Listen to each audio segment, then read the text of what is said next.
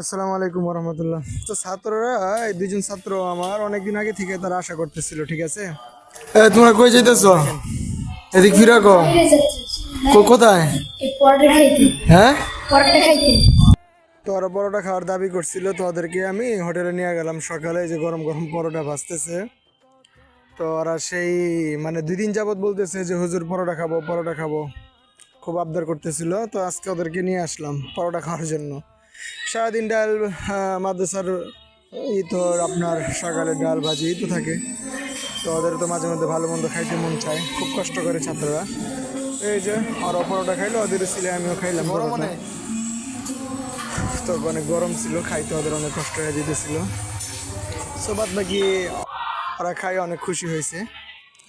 তো মাদ্রাসার ছাত্ররা অনেক কষ্ট করে, আপনারা সকলে দোয়া করবেন আর কি, ওদের জন্য খাস করে দোয়া করবেন। আসসালামু আলাইকুম।